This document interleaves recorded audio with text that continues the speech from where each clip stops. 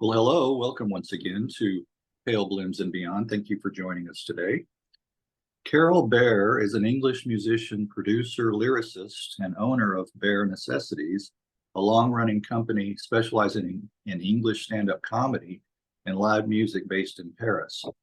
Karel began as a DJ in 1965 on pirate radio station Radio City. The following year, he was in Paris doing some acting, working in journalism, as a correspondent for the NME and writing lyrics for songs. Moving back to Birmingham, England, Karel met the group Bachdenkel, wrote lyrics for the band, and became their producer. Their first song, An Apple a Day, was released on Apple Music in 1968. Karel took the band to France, where they wrote and produced their first album, Lemmings, a really nice slice of flower pop psych. The band lasted 7 years, releasing their final album, Stalingrad, in 1977, which had more of a symphonic prog style. In the years following, Mr. Bear has formed his own record label, opened his own studio for soundtrack production, and the aforementioned Bear Necessities. And you can find out more about my guest on his website, www.anythingmatters.com. Well, welcome, Karel. Hi, Greg. Take us back to the beginning. Where were you born? I was born in Sutton Coldfield, which is near Birmingham. Okay. All right. Do you have any fond childhood memories growing up there? Well, yeah, I got to see the Beatles play in 1962 in our church hall, so that was pretty good. Oh wow, it's 62.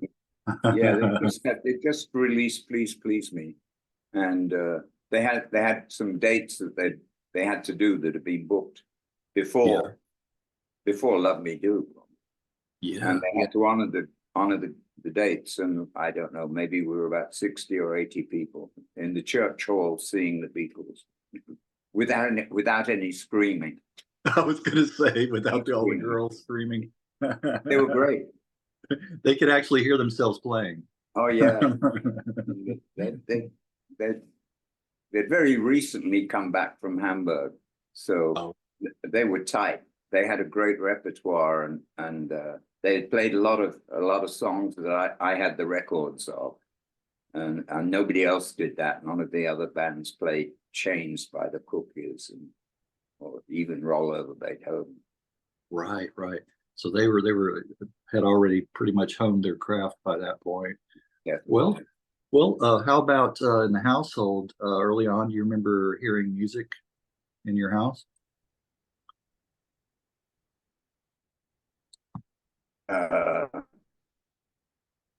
Either on the radio. Well, my father. Well, the music was pretty present.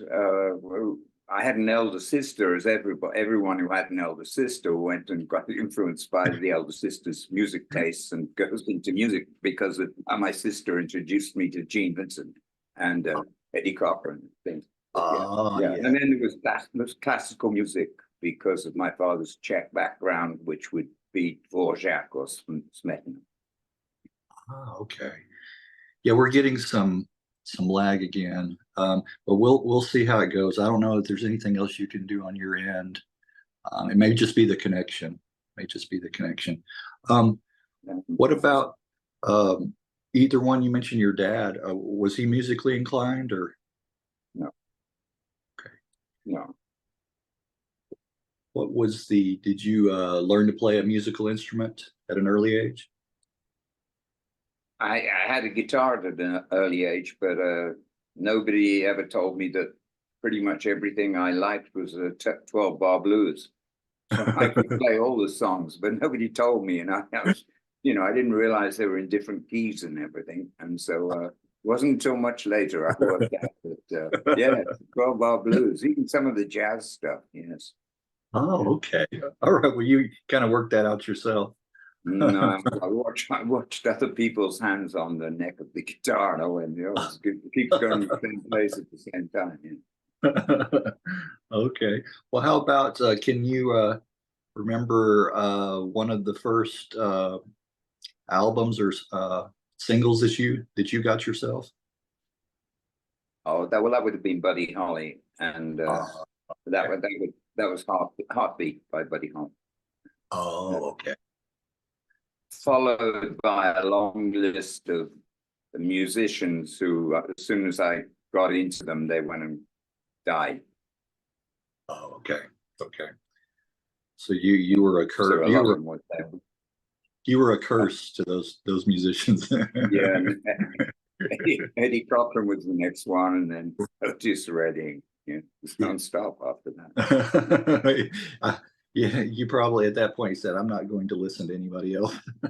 Yes, they're There's just. quite a few people I should start listening to. Oh, I get you. I didn't. I couldn't stand their music. Well, we'll talk about some other early influences, other bands, musicians that you were influenced by. Well, the very first gig I ever saw was Okay. was Gene Vincent and Eddie Cochran. Okay. Together. Okay. Yeah, Yeah. and that was monstrous. That was Okay. just I was 13 or 14, and it was Wow. yeah, that was, oh my goodness me. And also on the bill was Joe Brown, Georgie Fame, Tony Sheridan, oddly enough, and Billy Fiore. So it was a pretty hefty bill, you know. Yeah. And Yeah, Billy. their girls were screaming. Yeah. Okay. Yeah. Joe Brown and his backing band was the Brubbers. Yeah. Yeah, well, that time the backing band was Marty Wild's Wildcats, which Oh, okay. had re, really good musicians in the band, like Big Jim Sullivan, the guitarist who taught Jimmy Page how to be a session musician, and Brian Bennett was the drummer who went on to be with the Shadows. So they were all competent. Right. Right. Exactly. Yeah. I had sent out an invitation to Brian Bennett not too long ago. Haven't heard back yet, but yeah, that would be great to be able to talk to him. Well, Yeah. how about how did you talk about how you got into DJing? How did you become a DJ? But there was, well, of course, I was really into music, and there was a club in Birmingham, which was either called the Crazy E or the Marquee or the Whiskey A Go Go. They kept changing the name, I think, but a lot of bands coming through town would play there. The same sort of bands would be at the Marquee in London, and I went there and I became the Saturday night all-nighter DJ. I started by doing that. Okay. Yeah. And then got to see. I heard where, yeah, the Marquee was really the place to get on and have what do you call it, where you would play there for periods of time. That was really the place to play at that time. Well, what about your so that was the Radio City, the pirate radio station. Um, do you remember any songs that you broke or played for the first time, or any artists that you championed? I didn't break it, but I played it a lot. I played "You've Got Your Troubles" by the Fortunes a lot. Oh yeah, I Because, love that song. yeah, because the owner of the radio station managed the Fortunes, so we Oh, had instructions that on the hour and half past the hour, we had to play "You've Got Your Troubles" all the time. And yeah. oddly enough, Radio City didn't have a great record collection. Oh, okay, okay. So that was not by your choice. Yeah, it wasn't like the boat that sank or sang or whatever it was called, the film. It wasn't like that. It was pretty tough. I didn't last very long. All right. Well, now Bachdenkel was already a band when you met up with them, right? But originally they went by You Know Who. Yeah, Yeah, yeah. yeah. They Was were in the when I met them, they were they were in the process of evolving and becoming Bachdenkel purists. Okay, okay. I wonder who came up with the name You Know Who, one of the members. Well, the story is that it was the catchphrase for a TV advertisement for Schweppes tonic water. Oh, okay, okay. And it was like, you know.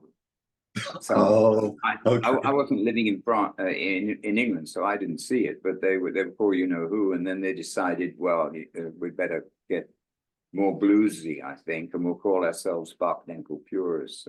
And the Bachdenkel came from the fact that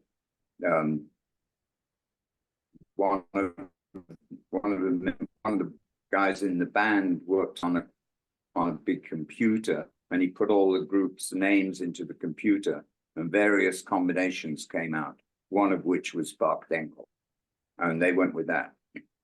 Big mistake. Is that right? Is that how that? Okay, I hadn't heard that. Okay.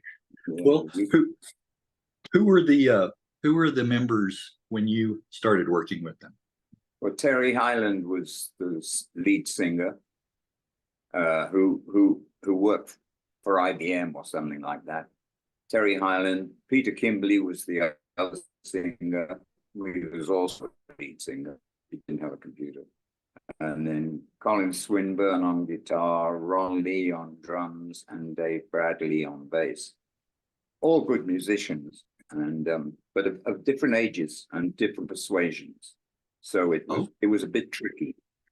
Oh, okay. They weren't all going to be in the same place at the same time, intellectually or physically.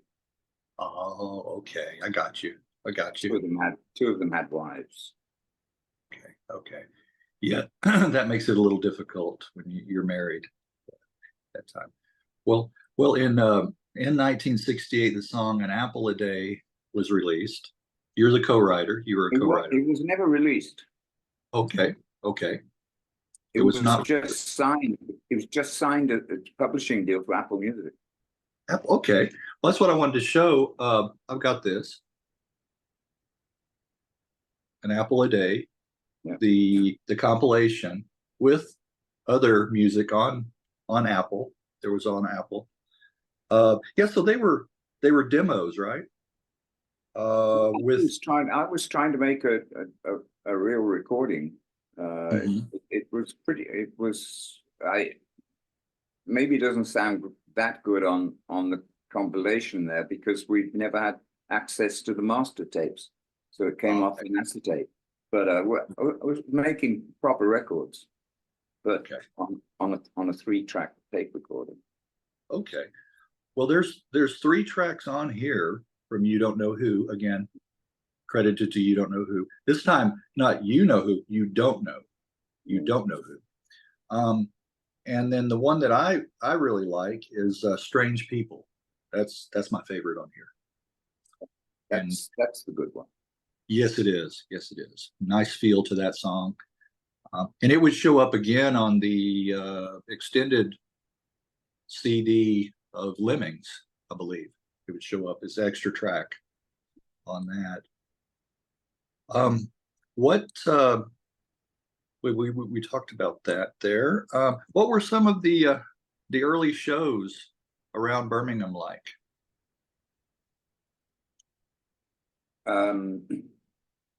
Well, they were. It was basically you'd be doing songs that the audience knew, and you'd do a Beatles song, a Vanilla Fudge song, a Wilson Pickett song, and not paying attention, and You Know Who as such were just yet another band going out and doing the club and pub gigs. They weren't doing the universities or anything like that, and that was what we were going to be interested in doing. Okay. Oh yeah, that's where you wanted to play. Well, you often perform with the full light show too. once it was Bachdenkel, and then we got into the psychedelic thing and started going into the underground of Birmingham and meeting Yeah. up with people who were doing interesting things and like starting the Birmingham Arts Lab and have festivals in the summer and then we started doing pretty unusual arrangements of songs that people would go, whoa, we were doing I Can't Let Go by the Hollies, Homeward Yeah. Bound, and but they were drawn out, obviously somewhat influenced by Vanilla Fudge, but we would tear the songs apart and they would sort of be on it. And people would go, well, that used to be a pop song. Right. And then reassemble it your own way. Yeah. We got noticed for that. It was a good way to do it. Good. What was the before you left for France, when you were playing there, what was the largest audience that you guys performed before, would you say? I probably it was the summer festival in Cannon Hill Park in Edgbaston in Birmingham. Okay. Which was a free concert, and we did a few sit-ins at the University of Birmingham. Okay. And they were free, of course. It was because against the Vietnam War. So they were pretty big audiences. Yeah. Okay. Well, But were you protesting it? Oh, I was gonna say, were you protesting anything when you say sit-ins? Vietnam War. Okay. All right. Was that during that time period? Well, what about? It's 1968. It's a bit like what you got. We're going to protest against everything. Right. Well, we'll talk about especially if we could get an audience. Right. Very true. Well, why did you take the band to France? Talk about what was your motivation. Well, we knew we knew the reason why the Beatles were so good was because they'd been in Hamburg. Yeah. And they've got to play night after night after night. And they'd really work out a repertoire and they'd get tight. And we couldn't play night after night after night in Birmingham, around Birmingham. Maybe do three or four gigs a week, maybe. And then the drummer left, Ron Lee left, and we put an advertisement in a music store, and Brian Smith came along, and we were living in a tiny flat in Edgbaston, and he turned up at 10 o'clock in the morning, and he asked if there was anything to eat, and we had some cold macaroni, and he ate that, and we went, oh, he'll be good. If he can put up with cold macaroni, we could put up with him. And so he became the drummer, and then Dave Bradley, who was married, and he certainly didn't want to go abroad. And so we started rehearsing with Pete Kimberly on bass and started doing an alternative repertoire to the other Bachdenkel.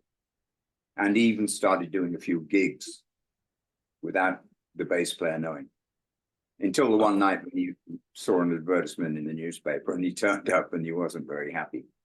And he had the van and he had a lot of the equipment, and so yeah, that's a bit of a problem.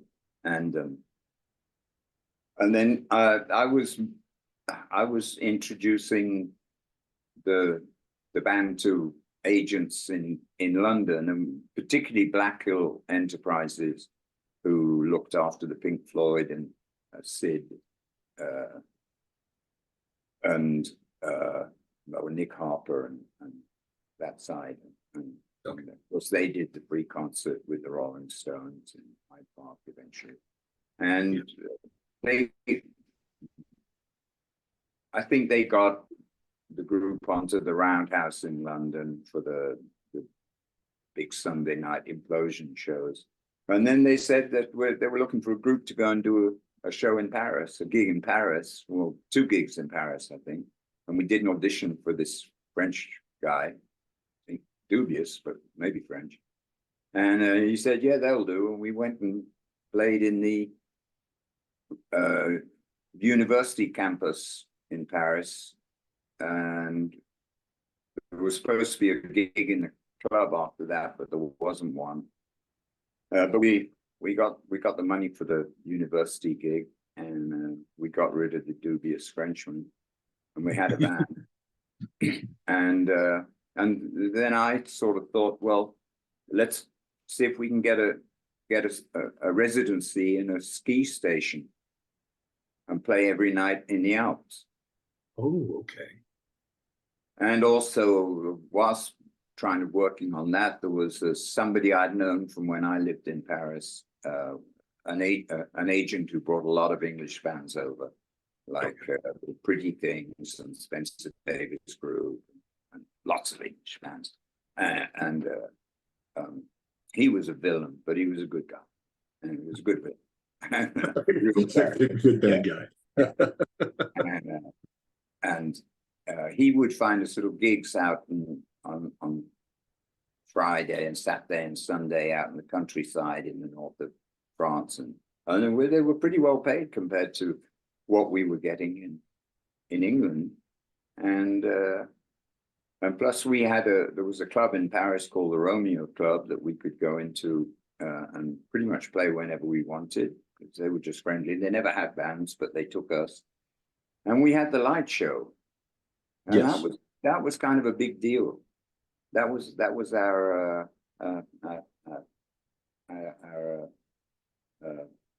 leitmotiv thing. You know, it was the the hook. Yeah, your calling card. Yeah. Maybe. Well, I don't think any. Well, the soft machine had made in France by then. Before then, yeah, and they had their light show with them. Yeah. But I don't think anyone else had a light show in those days. Well, were you guys went down pretty well with the French audiences wherever you played? Yeah. They were receptive. Yeah, good. Yeah, good audience. Yeah. Well, how did the band come to work on a contemporary dance ballet?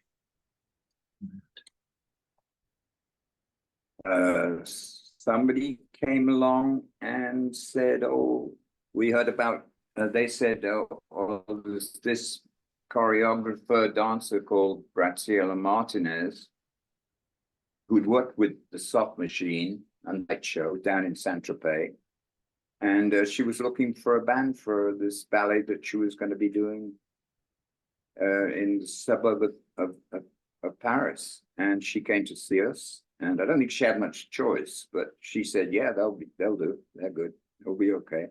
And so we went and did that, and it was good. It was made a change from doing pubs in Wolverhampton, and so we were doing this thing. We were sort of in an artistic environment with dancers and so forth. Yeah, and we did that, and then we went and did it again in the American Center in Paris, and that's when at that time at the American Center there were a lot of expatriate American jazz musicians hanging, the Art Ensemble of Chicago and Anthony Braxton, and that was for the band. That was quite an influence. That's really true. I mean, during that time period, and even back like in the late 50s and early 60s, a lot of expats, like you said. I mean, Miles Davis, others, they would go over there and just, do real well. And some of them just relocated. Yeah. Just, stayed there. Yeah. Yeah. So that's something to be said. Yeah. Memphis Slim. Yeah. Memphis Slim was down the road playing, and I see him often, and well, yeah, they were treated well in France. Right. Right. Not so well back home. Not so well back here. No. Yeah. Exactly. Yeah. The money was good, and the cost of, and it was easy to work, and the cost of living, and I can say the same for Bachdenkel compared to not that we didn't have any racist insults in Birmingham, but the money was good and the lifestyle was excellent.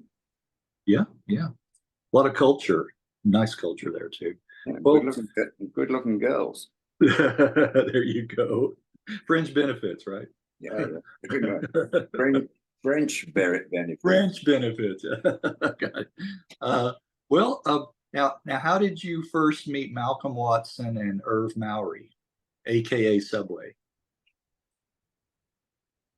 Well, in 1969, we were going to do an evening radio show, an important one, a big one called Pop Club, where they would deal with various cultural things, cinema or theater, and have a group play or two groups play. And we went to do Pop Club, and Malcolm and Irv were there, and we heard them play. I think so you remember, I'm a child, I think is maybe the Earth songs that he did. And we sort of went, oh wow, that's a pretty good guy. So we became pretty good friends. We were envious, of course, because they had a deal with CBS Records. Right. Yeah, and CBS was cool. That was a good label. Yeah, and pretty powerful in France. And we'd already made us this single, Through the Eyes of a Child. Uh-huh. And I trying to get that onto a record label. The ideal one being CBS. And these guys are already on CBS. They weren't even a rock group. They were sort of like a folk thing with a violin, and we've got amplifiers and guitars. we became pretty good friends, and we never got onto CBS. You guys had an affinity for each other. Yeah, very interesting how they started playing in the subway, where their name came from. Yeah. Did you guys ever think about doing that, playing in the subway? In the end, yes. Oh, yes, in the end. Afterwards, when the van broke down after the band ruptured, I think we all, except Colin, the guitarist, we all did something in the subway. Metro. Except you didn't sleep in the subway, I hope. No. Petula Clark, yeah. Yeah, don't sleep don't sleep on the subway,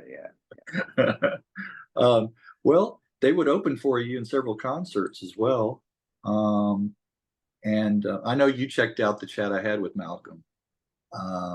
It's nice that he reinvented himself as the barefoot violinist. I think that's very unique, very approach to that. How's he doing? Do you stay in touch with him? Okay, no, I need to send him an email and see how he's doing. I haven't heard from him in a while. Well, where did the band record Lemmings?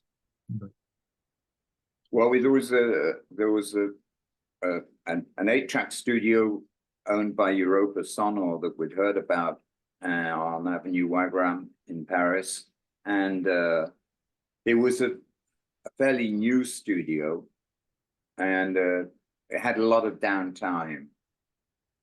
But not that made any difference, because we managed to raise some money from a friend, an American friend, to go into the studio and record an album. Okay. But at that point, the band was in fact breaking up. It was becoming difficult being in France all the time. We weren't all, or they weren't all happy always being in France. And I think it was getting difficult. And so, but we had all this music that we needed to record because it was good music. And if anything was going to happen, would be because of the music being recorded. We could get a deal with someone. Yeah. So we went into the studio, and it was the summer, and there wasn't much going on. People weren't paying attention, and so we just kept recording long after we'd spent all the money we'd got for the session, which I thought, well, we can record this in 4 days. We just go in and record it. Yeah. Well, the band had other ideas, lots of other ideas, and so if we just roll on and on and on, and they'd give me a piece of paper to sign at the end of the session, and that was how many hours we'd had, and off we'd go, and we'll see you tomorrow, and we'd work from 6 to midnight, or late night sessions. We'd go on and embellish the music with whatever was available in the studio, with Hammond organ, piano, xylophone, other people's guitars. Yeah. So when it ended up being a very, very expensive record. Yes. That we could never pay for. And didn't you, the band kind of outgrow the studio at some point? Yes, we do things that we needed 16 tracks. Yeah. And so they allowed us to go into the Gaiety studio, which was the bigger studio. And so we transferred heavy duty stuff like Settlement Song and Strange. So we transferred to 16 track, and then we could double track everything. Right. Double track the bass and double track the drums and add more guitar, and yeah. So it became pretty helpful. And well, we learned a lot. We learned a lot spending all that time in the studio. And people, the owners of the studio knew that something good was going on. Yeah. Word was getting back to them, and we weren't wasting time. Might have been arguing a bit sometimes, but we didn't waste time. And word would have gone back saying, these guys are coming up with something. It's like long songs, 11 minutes. Your word was getting out, like you said. Yeah, off of the album itself, my favorites, there's 3 songs that are Translation, Long Time Living, and Come All Ye Faceless. Those are my top picks. I enjoy those very much. Come All Ye Faithless is pretty heavy. Yeah, it is. Well, that was the one that we'd always close shows with the light show when we were even back in Birmingham before we went to France. That Faceless was there already, and that was like the big light show thing, and that was very much part of its time. Yeah. Well, how did you the band stay afloat financially? You said you got some help from American backer. You found one in Birmingham too, a backer, financial backer. Yeah, I took the Lemmings tapes to America and tried to do a deal. I figured that the only place we're going to be able to get anything going would be America, and I tried to do a deal out of New York with an American record label, and it took about 6 months to find out that I wasn't going to get a deal. Got lots of interest from a lot of rogues, some people you certainly didn't want to do business with, although they might have wanted to do business with you, but you weren't ever going to see any of the money. And, you'd be lucky to come out alive. Yeah. Like Badfinger. Right. That's a tragic story. Yeah, well, there were people who were wise guys in the music business. Right. There, and yeah, they liked English bands. Right. Because the English bands, they'd never get out of debt. And they'd always be able to make them come back. Yeah. They'd always go on. And then eventually you might get lucky. Right. That's breakthrough. So that didn't happen.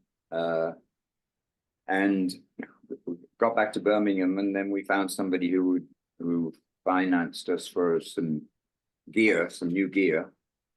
And we were able to get back together again and do a few gigs in England. Then we went over to France, and of course went to see the owners of the recording studio, who was saying, "Have you're back from America? Have you done the deal?"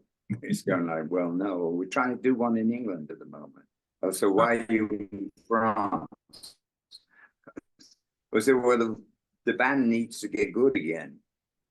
Yeah. And the only way we can get a deal in England is if somebody sees us play live and we get an agent. Right. And then we were trading the record around. CBS England wanted to sign us. Finally, we got CBS. They were going to give us £6,000, but that wasn't anywhere near as much as the record had cost. So we were never going to see any of that money. Right. And I figured we'd be better off with Warner Brothers. And we started making pretty good inroads to Warner Brothers. And they liked it and they were interested. But for some reason, when we were sort of getting close to doing a deal, they called us in for a meeting and introduced us to Guy Stevens, who they said, "We want Guy to produce you." Well, Guy had done Mott the Hoople, amongst other things, and he hadn't done the Clash yet. No, and but he was mad. He was crazy. He was bonkers. He was like, it's like, there's no way. Besides, we've already made the record. Yeah. We're not going to make it again. And it's like, we're never going to get out of this. We're never going to get signed. We're just going to have to go back to France and try and work something out. And by then, the recording studio in France said, "Oh, well, sorry, we've given the record to Philips." Yes. And they're releasing it. And so we're going, "Oh, good. Okay, at least we've got a record out." And we were with Philips, who were, they were a pretty good record label. But they didn't like us. They didn't. No, because we'd been imposed upon them. Right. Philips used the Europa studios all the time. So they knew each other really, really well. I don't think any money was ever changed hands between the two of them. I'm certain it didn't. And the management, the directors and international director of the Phonogram Philips, they didn't like us. Yeah. And we had one ally there who was a good guy, but he was an alcoholic, and so he was fun. But he was trying to get fired so that he could just leave with a lot of money, and the record was out, and then pretty soon after that they sent a letter saying, "Please don't make any more records for us." Like, okay. All right. Oh, well, that's why it took so long. 3 years later, it was actually recorded in 70, but then it was not released till 73. You've gone into some of the details why it took so long. Like that, finally got Philips to release it. Yeah. Yeah. Well, we'll talk about the band. The road was very rocky for the band anyway. Talk about some of the troubles along the way, like having the band's equipment impounded by customs. Yeah. Yeah. Yeah, well, that was the first time we went back with all this equipment. That we got a lot of equipment then, and a new van. Yeah. And you're supposed to have a carnet out for the customs. This was before we were in the European community properly. And so you go in, and then you have to leave a deposit for the value of your equipment in case you sell it in France, where Britain was expensive. And we got it. Yeah, they wouldn't let us in, and we got stuck at the border, and then I had to go back to England and get a carnet à théâtre and explain, and then we drifted slowly back into France, and went down into the Dordogne and found a fabulous place to live and play in the Dordogne, and this was exactly what we needed. The band could play in the open air and do quite a few gigs. In fact, did a summer residency in a place called the Forge in Les Isles, and we're back with the light show with Bernard Sajner. So we had his light show then, and we had a place to live. We had a roof over our heads. We didn't really have much of a roof over our heads in Birmingham. Yeah. Well, how about the free Birds and Poco concert? But that was that was Medem, and again that would have been before the Philips deal. It was in the interim period. We would go down to Medem to try and do a deal on the record. Okay. And we had friends in the area, so we had somewhere to stay, and I managed to persuade the main priest of this church in Cannes to let us do a concert in the church. Okay. I explained how spiritual the album Lemmings was, that it had a deep religious message, and that it was appropriate that it be played very loud in a church. Yeah. And he said yes.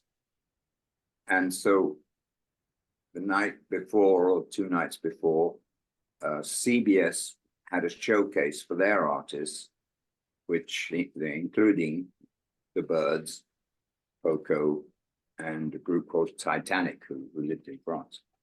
Okay. And I said to the compere of the show, Sam, I said, will you please let the people know that Bachdenkel will be playing following night in the church, and tickets are available. And so he announced that we'd be playing free in the church the following night. Well, we weren't playing free. We needed the money because we weren't going anywhere without any money anymore. And all of these roaming real hippies turned up at the church who had been to the free concert with the Birds and Poco, and we're going into the church and rolling joints, smoking, and having a great time. And we were a little bit less popular with the deacon or the priest, and at the end of that concert, and of course we made no money. No money, and no deal with a record company. And I thought again that was a good hook. I was going to go to the Polydor and Island Records, and who were down there, and say, hey, listen, an English band playing in the church in Cannes. Come on, you've got a great record. You've got to see them. This is And no, nobody came, and they're all in the Majestic bar drinking. And so then we arranged a concert in Maison des Jeunes et de la Culture, where we played already, and with the ticket price, and the people did pay the tickets, and that enabled us to put petrol in the tank and go up to Grenoble, where we also had a place to stay. So you were able to get gasoline, at least for your car. We were able to get out of town. Yeah. To get out of town. Yeah. And of course, this was before we were in the European community, and so we were illegal. Yeah. So we were sort of always a bit wary of seeing the gendarmes driving behind us. Right. For whatever reason, whether it was because we were illegal or something else was illegal. It was like, yeah, well, we don't want to get deported. No. You didn't have any run-ins with the gendarme, did you? We did, but not that way. We did. Minor. At the end of the night, in the bar, when you got a bit rowdy. Yeah. Because we've been playing pinball and we'd won some games and they were closing and we were saying, yeah, but we've won some games. We want to carry on playing the pinball machine. And they're going, no, we're closing. I said, well, wait, they're our games. We got seven games. And they're going, no, you got to leave. And then they say, if you don't leave, we'll call the police. And of course, we'd say, yeah, sure, go on, call the police. And the police came. Yeah. And they did come. Yeah, and they did come. And they took us well. And then they said, well, they didn't. I said, yeah, I understand. You have 7 games. It's pretty good place. Yeah, I would have been angry myself. Yeah. Get out of here. So yeah, we had a few things. You got the bone. Yeah, exactly. You want those bonus games, the free games. Sorry? Well, I said you want those bonus. That's all we had. Yeah, that's all we had. We probably didn't have anywhere to sleep anyway. So yeah. we're going to sleep in the van. Yes. Well, moving forward to 1977 Stalingrad. Now that one was released on your label, right? Initial Records. Yeah. Yeah. Because I know again, you free. Again, yeah. there was no interest. There was no interest. Yeah. Yeah, because you had created the IRC, Initial Recording Company label. Well, this album was a little more structured, progressive, with some symphonic type melodies. Reminds me a little of Barclay James Harvest at times, a little bit. Yeah. You're familiar with them. Yeah. How did the band feel about it, the release product? When it was released, the band was split up. There was no band anymore. Okay, that was after, already been released. Yeah. Did you hear from any of the members, ex-members? Oh yes. Yeah. We would see each other, all the time. But we'd gone our separate ways. Right. Did they have any comments about the album? Or you yourself, how did you feel about it? Stalingrad.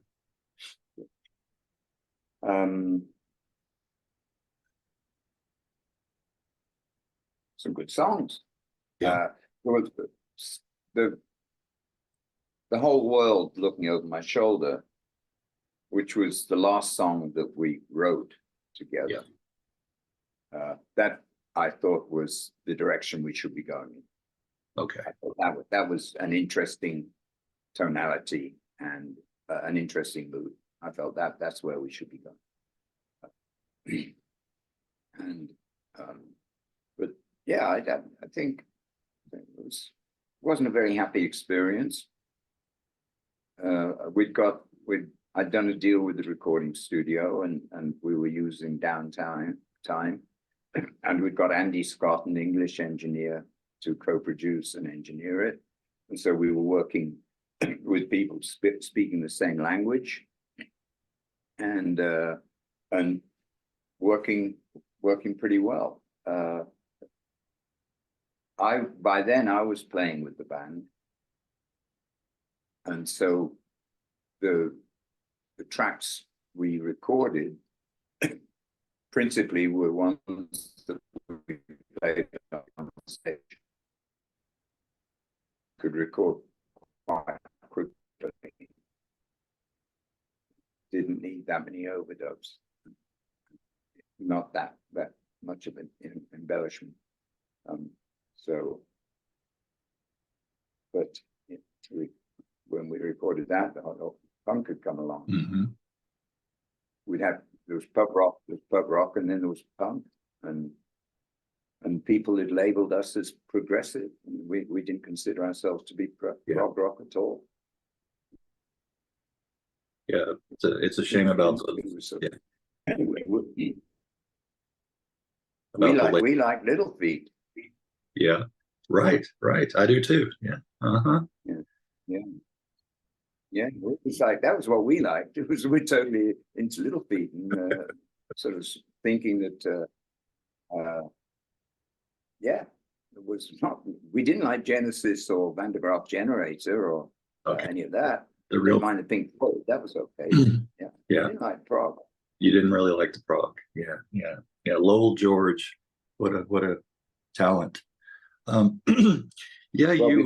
before that, we recorded "You Lied About Your Age." Again, Europa Sonor got another studio, which was a 24-track studio, an even bigger one, and they were still for some reason on our side, and they had George Massenburg working with them, and George Massenburg was produced Lord George and Little Feat, Yeah. worked with Little Feat, Oh, okay. and many others. And he was in Paris, and we got to make a record with him, which was heaven.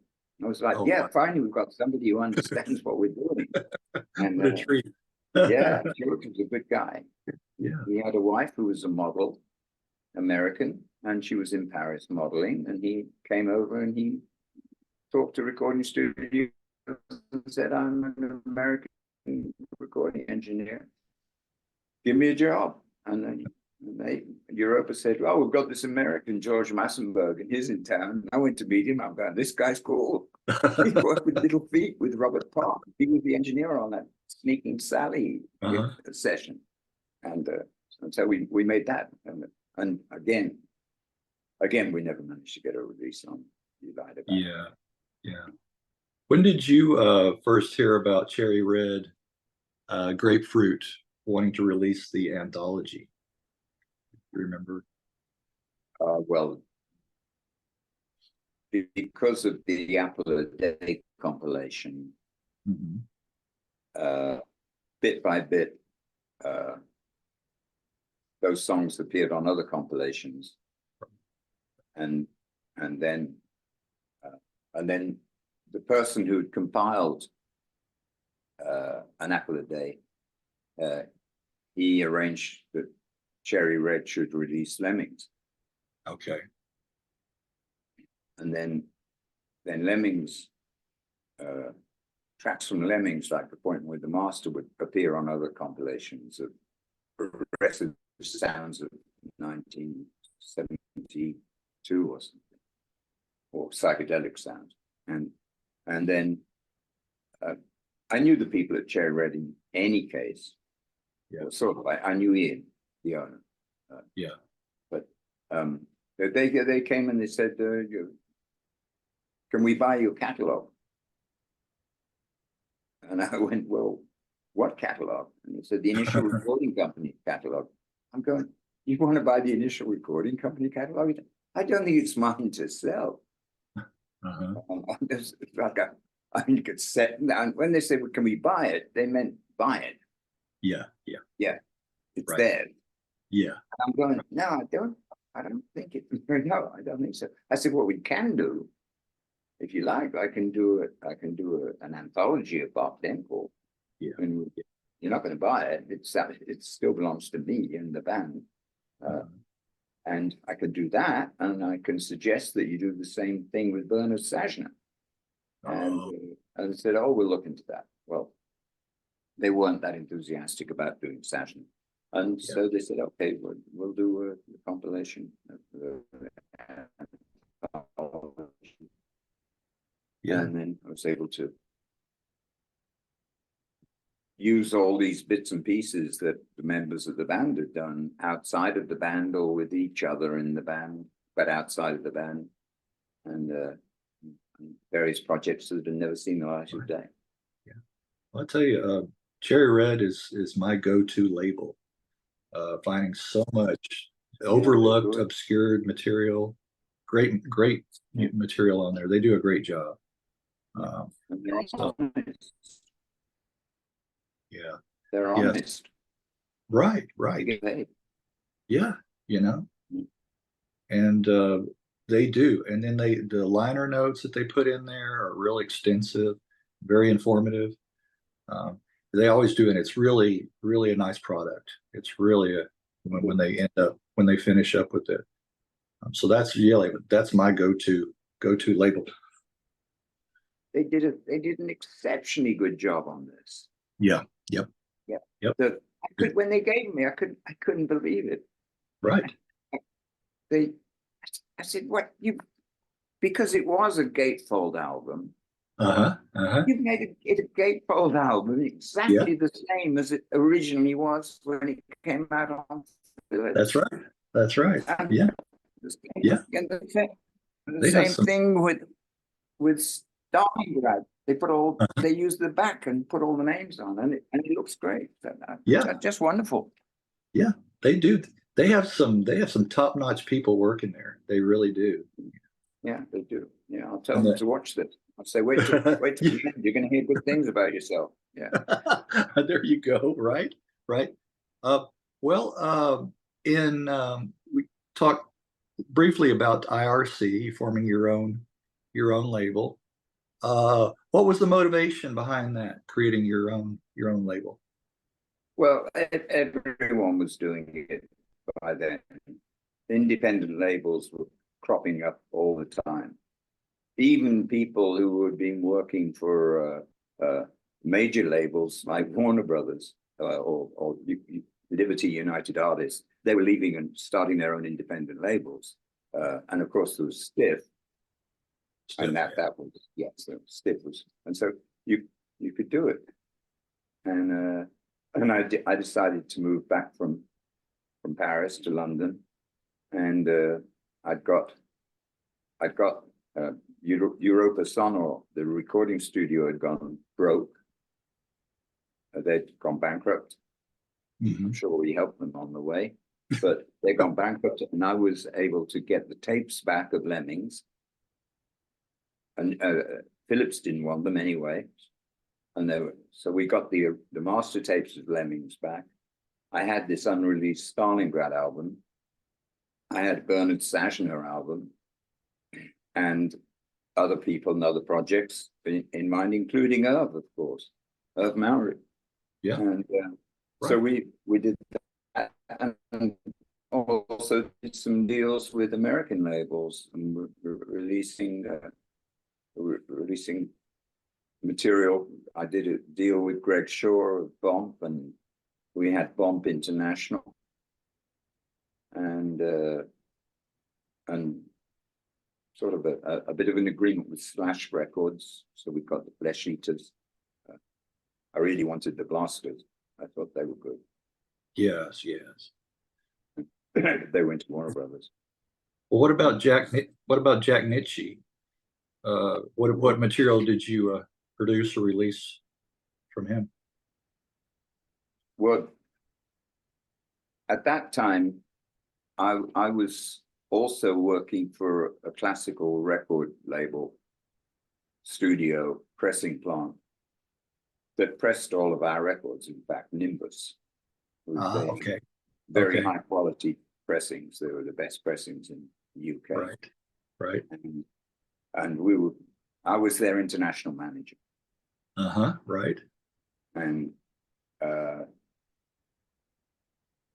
we'd heard back in Lyon, when we were on the road, we'd been taken back to someone's house late at night after a gig, and he played us these records, one of which was Penderecki, and we were in the right mood to listen to this stuff. And Keith Jarrett, the Colin Concert, he played that. There was a lot of that because 2 hours. And then he played this Jack Nitzsche records and Giles Cripplegate in the original Warner Brothers cover. Yeah.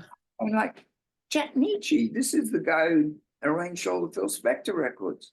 Right, exactly. It's like, and we're going like, this is fantastic. He could be the Aaron Copland of the rock generation. He's a genuine classical composer. Yeah. This shouldn't be in the cutout bin. Right. He should be having commissions to write classical music. And so I played it to people at Nimbus, and I said, this could be a really interesting thing to do in terms of promotion. You've got Jack, you've got his background, you've also got his movies by then. Yeah. One Flew Over the Cuckoo's Nest, and the whole rock edifice that he'd done. I said, Yeah, we the can do Stones. something on this. Yeah. The Stones, Marianne Faithfull, Neil Young. DeVille, of course, Neil Young. Yeah. And we can do something on this. And they said, okay. And it so happened Jack was going to be in London with his manager at the time, Kip Crones. They'd been recording they'd been recording with Jan Gabarek, I think, for the movie with Al Pacino, the Michael Cimino movie about the gay scene in New York. I've forgotten the title. Oh yeah, I can't remember that. It's not hardcore. It's not hardcore because that is another film that he did, but it's cruising. Cruising. Okay. They're cruising, and they were in London, and well, Jack wasn't very visible at that time because he was going through a difficult time because of his relationship with Neil Young's wife. But I put it to Kip, and they thought it was great. So it so happened that as this was happening, EMI in England were going to re-release it. Mm-hmm. They'd already paid for it, and they'd got the artwork done and everything, and they were going to release it. And I went, oh, that's too bad. And I think maybe Kip says something sudden, but I'm not sure that they ever will, and I'm not sure they're really enthusiastic. So I got in touch with Andy Charles, who was at EMI at the time, and I said, "You're going to release that?" They said, "We've got it already, but they're not very enthusiastic." And then after that, Nimbus said, "No, we don't want it." It's the record business. It's the way it goes. Right. We don't want it. I'm going like, oh, I've just put all this together. Yeah. And I'm going to have to go back to Kip and Jack and say, well, it's not going to happen. Jack had had enough disappointment in his life. Yeah. And so I said, well, I'll release it then. And I paid EMI the £2,000, whatever it was. And all the artwork on the album is the EMI artwork and the liner notes and everything. So I just put that on ILC. And I thought it was a really good thing for the label. And I went to America and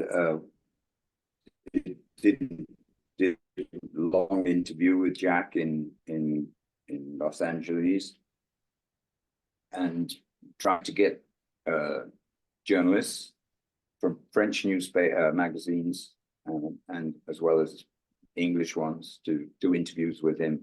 He's a pretty interesting guy. Yeah. It's just no problem. Not that he's that talkative. He was fine with me, but he's a pretty interesting guy. And there's a lot of things he won't talk about. Yeah. He won't talk about Phil Spector. Okay. Yeah. He might do now, but they're both dead. Yeah. And he didn't write anything down. And so we did it, and we put it out, and of course it's nobody paid any attention. They paid attention to him when he died. He got an obituary in Libération in France by the journalist, the French journalist of Libération, who I contacted when I was in Los Angeles, saying, Philippe, go and do an interview with Jack Nietzsche. He's up for it. He'll see you. Yeah. And you go and so that didn't happen. That didn't help my record. Yeah.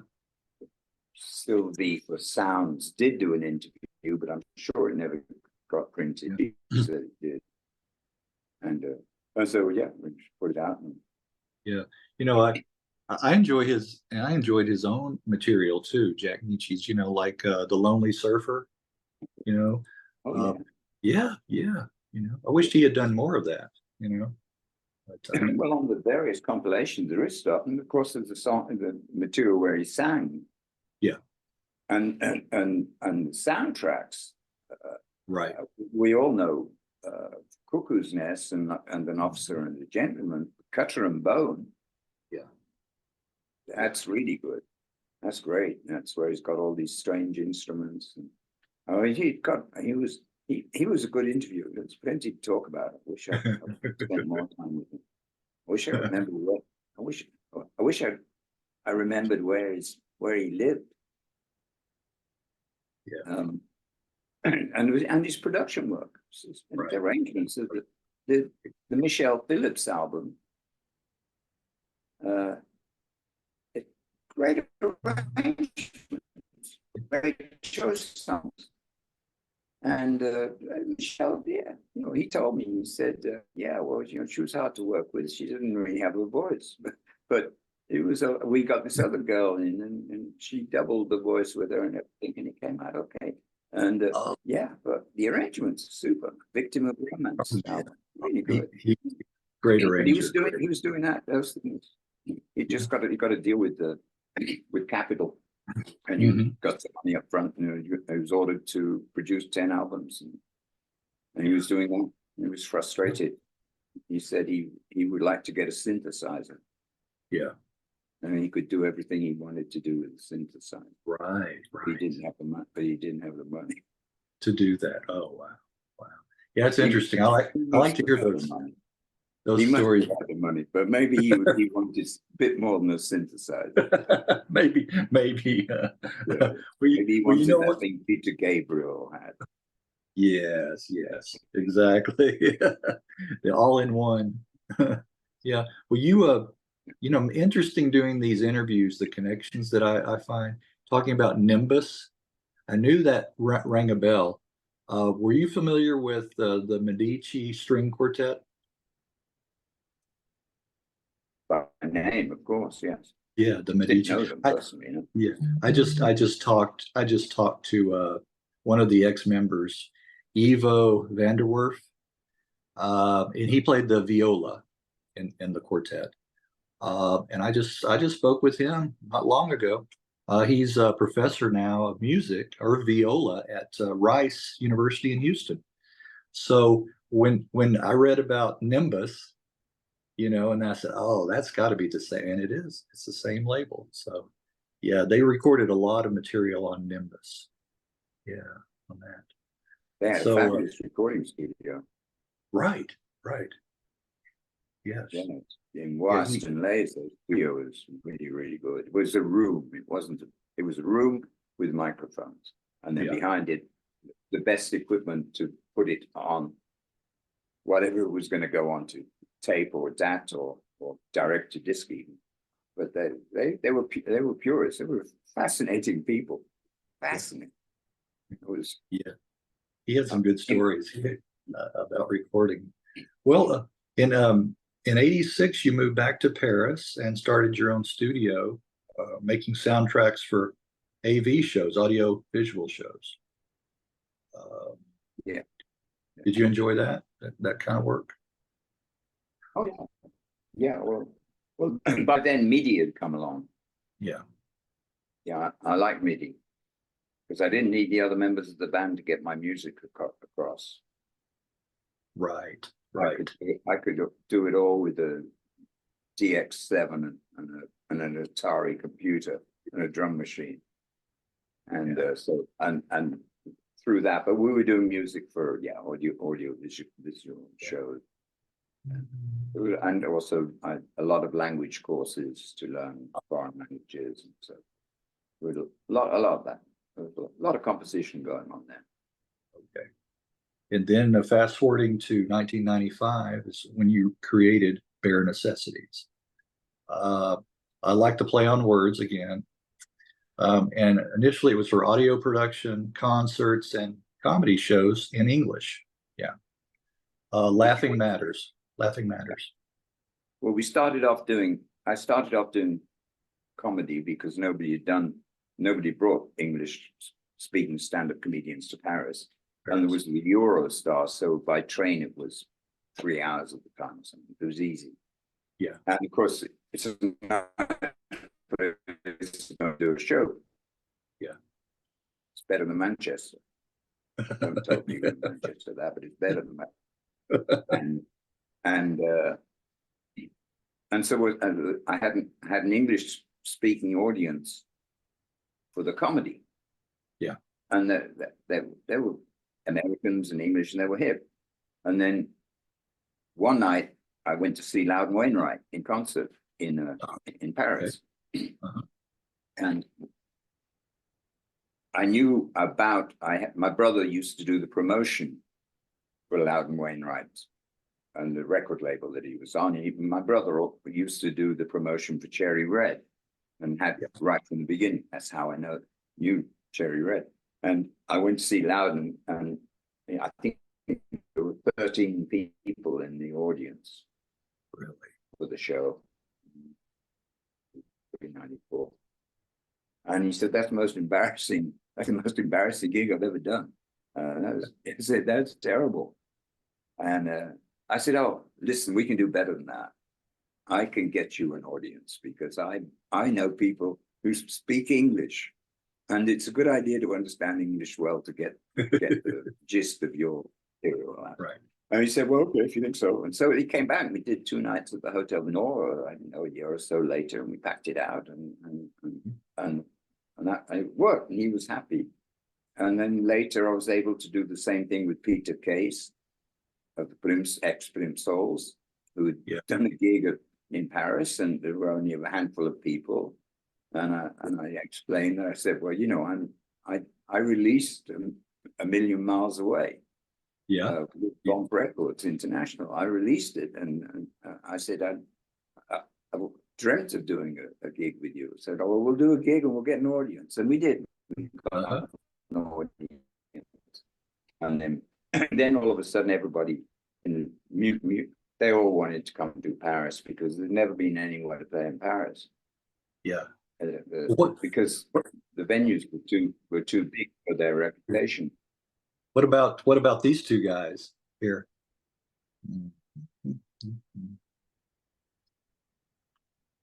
Can you see that? I mean, bit younger on that photograph than on my poster. Yeah. Yes. Down. Okay. Yeah. What a pair. Yeah. What a characters. Yeah. So the sweetest fine.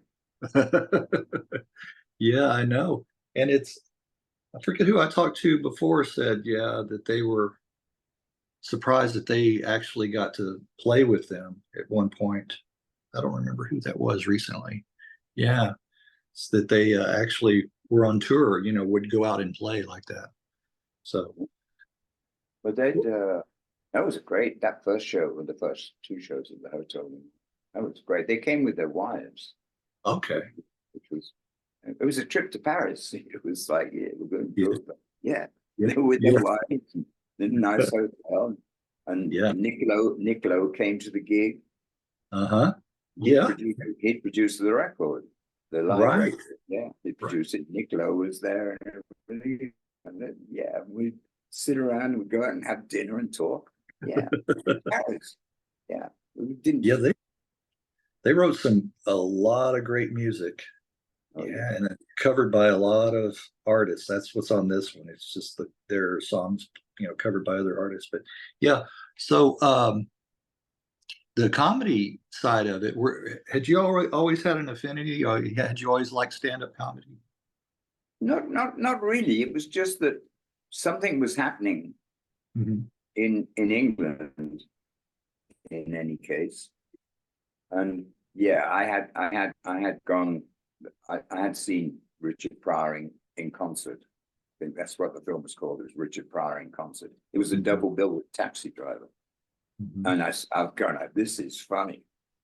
This Richard Pryor stuff, this is funny. And then I sort of better check out the comedy. And we were divorced from it in France, and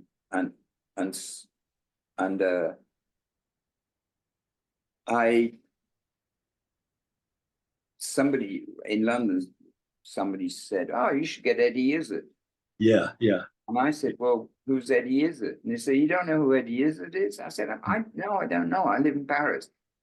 And they said, what is this guy who dresses up in women's clothes and has nail varnish and lipstick? so it's you check out at Eddie Izzard. He said, Yeah. he's on the way to being the biggest thing in England at the moment. I'm going, well, that's probably a bit big for me. I haven't done it yet or anything. And they said, oh, okay. So I'm back in Paris and I'm watching French TV, and all of a sudden here's Eddie Izzard doing the weather forecast in French Uh-huh. with his friend Antoine de Caunes, who's hosting the TV show. It was a talk show, and there's my friend Eddie Izzard, and he's going to do the weather forecast. He was doing it in French, and I'm going, oh, he's here already. He's going to be doing a show pretty soon. Somebody else is going to be the first person to do stand-up comedy in Paris. But I got in touch with his agent, and I said, would Eddie like to do a show in Paris? And they said, would Eddie like to do a show in Paris? Yes, who are you? I said, well, I'm starting stand-up comedy in Paris, and we can do a show. And so we did, and it started there. And we did a few shows together until he went seriously into doing it in French.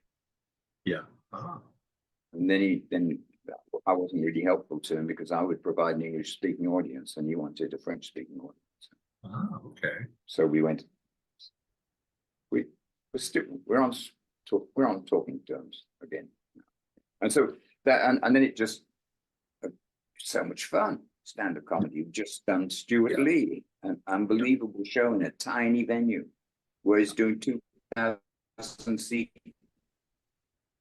arenas in the UK, and the very last show of his current night of his current tour, he did in a 50-seat cellar in Paris, and all the audience are there going, "I can't believe this is happening. I can't touch it." Yeah, and he's coming out saying, "That was so much fun. That's such a good room." Right. And I just a few days before that, I did Alice Howe and Freebo in concert. Mm-hmm. She's great. Freebo's the bass player who played with Bonnie Raitt for years and years. Yeah. And they were in town, and we went to in a little room in this hotel where everybody stayed in the jazz years. Miles Davis, Dexter Gordon, Bud Powell, Juliet Greco, Jean-Paul Sartre, Tarantino, Bill Murray. They all stayed, Bachdenkel. They all stayed in that hotel. And there's this room in the hotel. It's got the piano that Bud Powell played in the room. And I said, well, we'll do it here. And so we did it. It was magic. No, just a bass amp for a Freebo. No PA, no microphones. Yeah. Just people listening. Brilliant. Yeah. Well, you're not bad company to be around. And you guys, where did you think that you got that entrepreneurship? That visionary kind of, to think about that, starting an English, comedy show in France, and where did that come from, you think? I'd like to think it came from my father. Yeah. I'd like to think that. I mean, yeah. My father became international sales manager for a specific company, and he introduced their products in Africa, the Middle East, and Europe, and behind the Iron Curtain. And it was an American company, so he didn't get to do America or the Caribbean or South America. But he went out there with his bag and started selling this stuff. And it's for the feet. Yeah. It was for the feet. I won't mention the name of the company, but it was for the feet. You could probably work it out. And so, yeah, a lot of people in a lot of countries had a lot less trouble with corns and bunions. Oh, okay. I think verrucas. I think we're probably getting a good idea there. Well, talk a little bit about maybe from that, but it's I was going to ask you to talk a little bit about, see if I pronounce this right. Rochefort and accords. Rochefort in accords. On accords, yeah. On accords. On accords. Yeah. My French is not real good. Well, because I was having all these people come into Paris, singer-songwriters, Americana, people you just didn't expect to see, whether it was Guy Clark, Ryan Adams, Kelly Joe Phelps, Corey Harris, Darden Smith, Stacey Earle, Richard Thompson. Somebody said, you should do a festival. And I said, yeah, I'm thinking of doing a festival, but I've just got to find the right place to do it, where there's going to be quite a few English-speaking people who live there, like the Dordogne, but I didn't really think it would be the Dordogne. And then somebody came back and he said, oh, I was just down in this town called Rochefort, and they were doing a thing about a discussion there about Frank Zappa or something. And the mayor said, oh, it'd be nice if we have a festival. So I went down to see them, and I said, well, hey, you've got some nice places where we could do this, the gardens and so forth, towns. And so I sent out emails to all the people I'd worked with and said, would you be interested in doing a festival in France? Which of course, there was no festival for those people. It was a festival for jazz, hard rock, but not for Americana, yeah, and such. And so yeah, so we put together some fine bills, and the idea was people wouldn't come with a group. It would be exceptional if they did come with a group, but they would come on their own, and I would have a drummer and I have a bass player and I have a steel player, and I'd have Geraint Watkins on the keyboards and I'd have a saxophone player. And if they said they wanted to do a song on their own, or if they said it'd be good, we'd do this song with the pedal steel, these guys could just jump in and play. So a lot of wonderful magic taking place. And a real privilege to have BJ Cole play with you. Pedal steel. Oh yeah. He's played with some great artists, musicians himself and bands. Yeah. I like his sound. Yeah, well, there again, you saw the market for it, Well, I don't think I saw the market from the musician's point of view. I didn't see the market from the audience's point of view.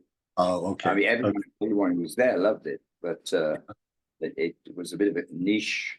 Yeah, very hard to get young people to come along. Right.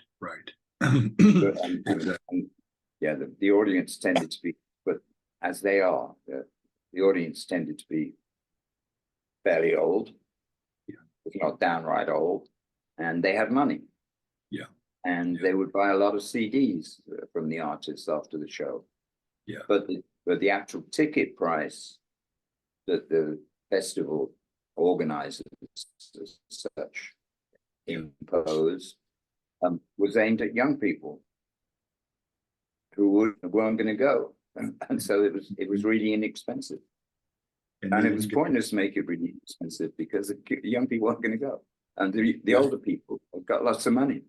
So yeah, and so eventually, after 5 years, I could see that we were going to disagreement. Okay. Just politically, the mayor was going to change. Right. Not everybody liked this because it was very American English language based. It was, Yes. Why so few French people? Right. Because we want to be a bit. It was great. We welcome French people. They get on. Yeah.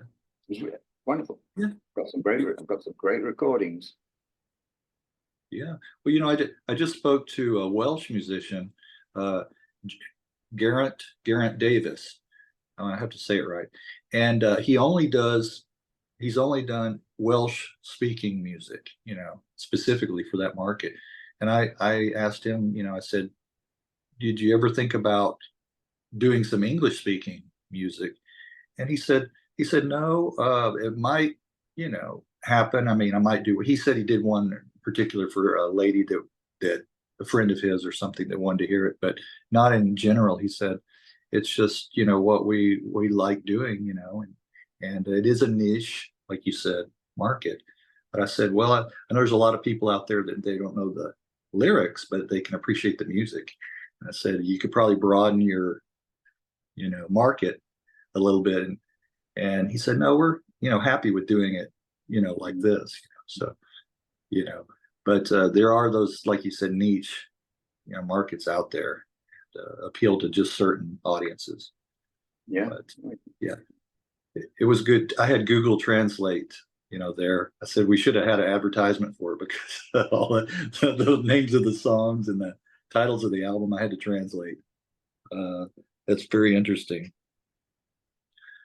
Well, in 2010, you began recording your solo album, Informer. Here's another play on words, Informer Times. Again, Informer is all one word, like a rat, Informer.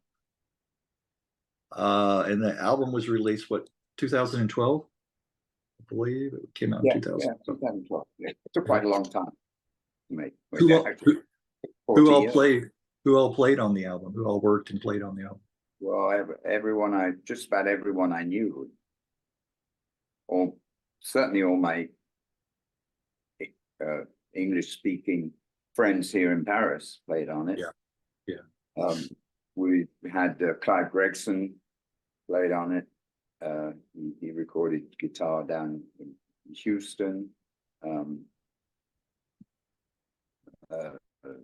Ronnie Carroll, who was, amongst other things, was Phil Collins's guitarist, rhythm guitarist, and Phil Collins is friend from way back when, long before Genesis. And unfortunately, Ronnie died very recently.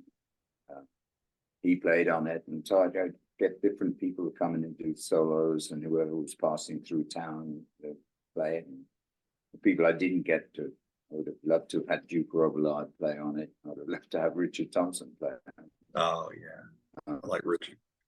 But eventually, he was only so many guitar solos to have on 15 tracks, so, and they're not all going to be guitar solos. Some of the different instruments that are soloing, islands, etc. So yeah, and I had all these songs. A lot of them had been in the Bachdenkel repertoire, briefly or not, but had never been recorded, and so that's the Informer Times.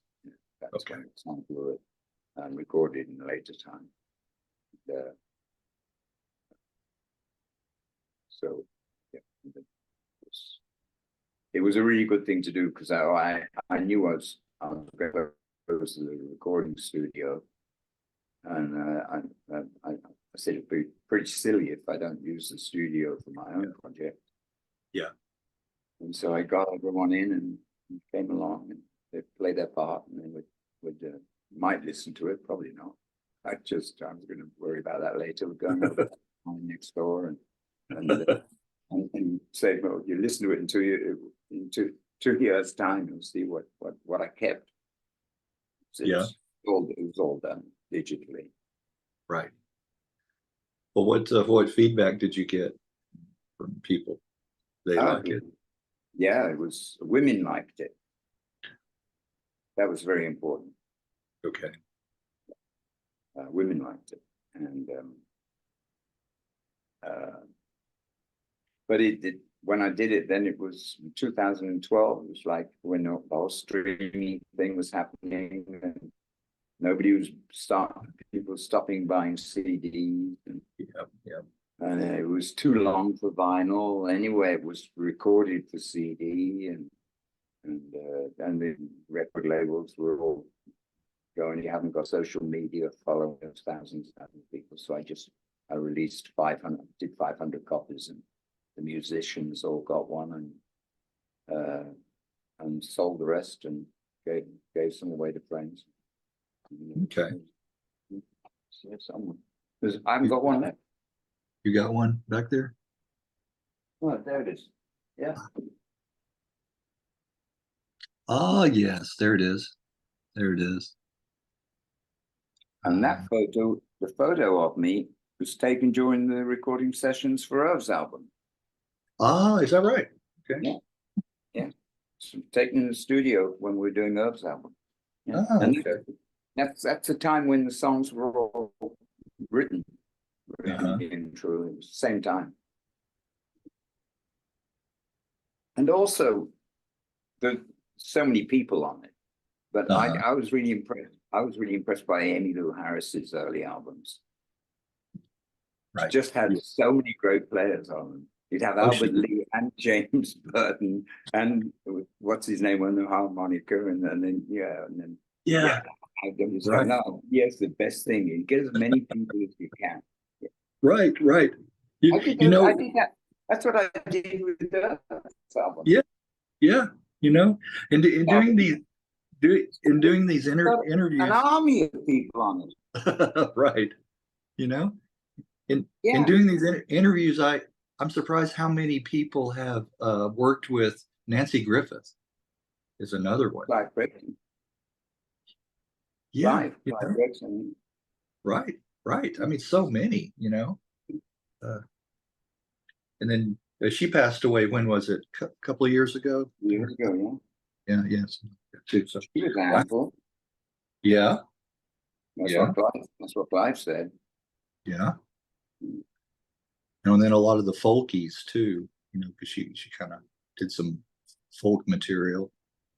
Played with her too. So yeah, I like that connection. And then that's Nashville connection too. There's a lot of British musicians that have relocated there. Yeah. Yeah. So it's really, really fascinating. Well, so you go back and forth between England London and Paris. Yeah. Quite a bit. Yeah. I think that was a post-COVID thing.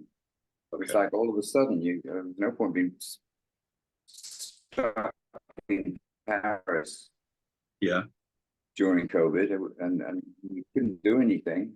Right. It was easier to be in London. And afterwards, you had to pretty much start all over again. Right.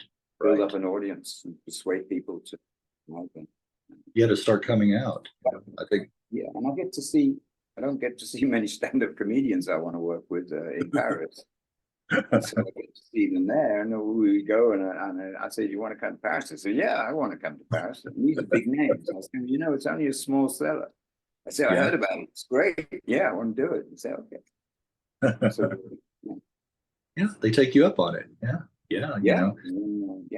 Well, let me ask. Just let me ask you. yesterday, Richard Thompson was in town. Uh-huh. And I got a phone call saying, I'm with Richard Thompson. He's doing promotion, and we're talking about you. Do you want to get together? Mm-hmm. I'm going, yeah, I'd love to see Richard again. Yeah. Why haven't we done more? Why aren't we doing more concerts? Uh-huh. Oh, see. And so I said, I'll see you in London. Yeah. Now that's someone I'd really like to have an interview with, Richard Thompson. So if you have any pull at all, put in a good word. Yeah, that's someone, Richard. Yeah, because I love his stuff going back to Fairport Convention, and all of his solo material. So really, really, really nice. I'll tell him, Richard. I know you've been doing quite a few of these things. Well, I've just done one as well. And if you're even the slightest interest, even the slightest interest in where I'm coming from, right? By watching this, and the guy would quite like to do you too. Yeah, right. There you go. That's a good way to approach it, right there. There you go. Well. I was going to ask you this too. Being in Paris, a lot of people there speak English, right? That are around you. Yeah. Can you get by not speaking French? Can you get by there? Oh yeah, I think so. You maybe quite a lot of things you won't be able to do, Yeah, yeah, I mean, if you can't be bothered to learn French, you're yeah. gonna be, well, if you're going to live here, but if you're a tourist, yeah, you can get by. Of course, You can get by. You yeah, can they get all speak English now. They When all I speak, yeah, spent in Paris, it was at the hotels. I spoke to they a were couple, usually speaking yeah, that relocated from UK to Spain. I asked the same question. And one guy said, yeah, where we live now, no, he said, now where we live, it's like in the countryside and there's a lot of older people. And he said, you can't really get by as well. You have to know Spanish. But where they used to live, he said, yeah, it was easy to get by. Most people spoke English. So that's interesting. Universal language English. Yeah. So, well, anything in coming down to the close here, anything you'd like to add or mention or plug or talk about? I think that's I've covered it all. Yeah. Yeah. Yeah. Yeah. I tried to. If interested, don't forget this one. Let's see. Hold that one up there too. Hypothetical profits. That was one I skipped over that. I had it here. Hypothetical profits. Yeah. Yes. I had that foray into electronic synth pop. Yeah. Yeah. That's interesting too, that you went in that direction. Well, the thing about that, and we'll try and make it fairly brief because it's time to go and have a glass of wine. But we did this, myself and Bernard Sajner, because it was the time when Jackson Browne and Linda Ronstadt and Springsteen, I think they were doing the No Nukes tour. Okay. Because of the nuclear power station up in it leaked up in Massachusetts or Connecticut or something, maybe Long Island. And so they're doing no nukes. And we said, that's great, but what happens if something goes wrong with the nuclear power station in Russia? Who's going to go out and sing the songs then? Yeah. And we said, well, we'll make a record and we'll do it and we'll pretend we're Russian and we'll say it's been smuggled out of Russia and it's a Russian band. So we made Back to the Burner pro-rocky about a nuclear power station blowing up. Yeah. And it was in Russian with a voice of a Russian explaining how to build a nuclear power station and what happens when it goes wrong. On the other side of the record was with the plan of a wink in the direction of Kraftwerk, Trans-Europe Express. Now this was Trans-Siberia gulags. So we named all the gulags in Siberia. So it was kind of provocative and dangerous, especially because my father traveled behind the Iron Curtain a lot. Right. And so we put the record out, and the media all thought it was genuinely from Russia. Uh-huh. And they're going, oh, how did you, these Russian kids, it's Russian. It's really everything is. Of course, this is before Chernobyl. Yeah. Well, it was all good. It's 3 years before Chernobyl. Yeah. And the band was called The Prophets. Uh-huh. So we predicted Chernobyl. And then I released the record in England. And then CBS in France say they want to release it. Oh. And we're going, Bernard and I are going, wait, have they gone mad? Have they got money to waste or something? Why would CBS want to release a record about a nuclear power station in Russian? Well, because they're thinking this is the new cold wave grungy stuff or something, maybe. Okay. So they say, yeah, we'll release it. And I'm going, okay. And they said, and you can sign a contract for an album. Yeah. We have an option for an album, and we'll give you so much money for the album.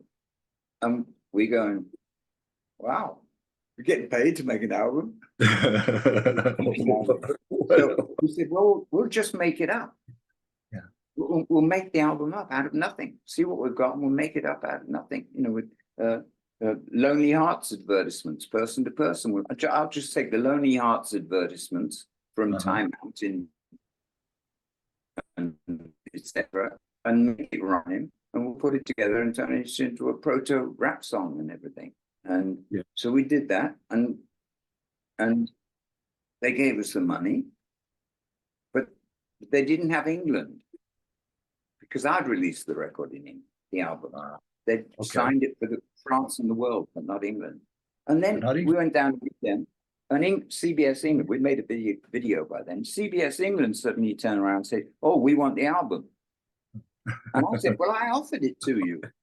Yeah. I offered it to you when CBS France picked it up. I offered it to you, and you said you weren't interested." They said, "Well, we are now." I said, "Well, you're going to have to pay for it." Right. And then I said, "Well, you got to pay the same amount of money as," so we got paid twice for it. Yeah. And then in Paris, they were sort of going like, "Oh, your record is very difficult to sell. It's, it's pretty strange cold wave stuff." And then a few days later, they said, "Oh, we got a call from America. America wants to release it." Are we going like, "What? America wants to release it?" And the French are going like, "We never get that record released." And then they put out the maxi single and single in America and everything. Well, it It took on a life of its own. Yeah. Yeah. Yeah, it was, but it was all hypothetical, The It was very hypothetical. Yeah, totally. Well, I wanted to mention. We really only did it. We really only did it for the money, but of course, it was a lot of fun for us to work, myself and my us to work together. And the members of Bachdenkel came and played on it. Yeah. Sang. Well, Yeah. well, there's that connection, that Russian connection, even going back to Stalingrad, on that album, and then some of the titles in Russian. So then you have that connection there. Yeah, well, that was always a bit, especially in France. It was a little bit provocative and slightly dangerous because people going around saying, "Why are you calling your record Stalingrad?" and writing it in Cyrillic, and always graffiti on the walls in Paris saying Stalingrad, and nobody knew what this was up for. And they were saying, "Oh, it's some revolutionary group or something." And well, we like doing that. Challenging people in that way. But then we back to the burner. It was getting seriously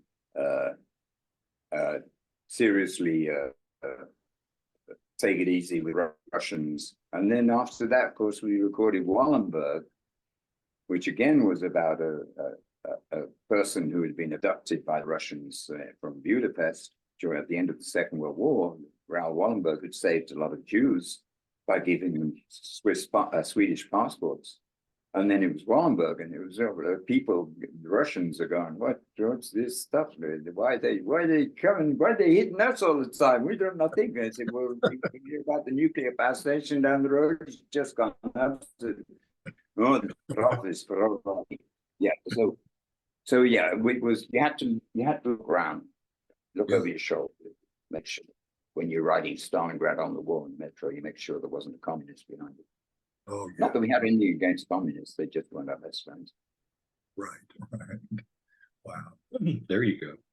All right. Well, I will let you go have some wine. You said it's time, Karel. Take care of yourself. Good talking You too. All right. Have a good rest of the weekend too. Okay. But okay, bye. All right. Bye-bye.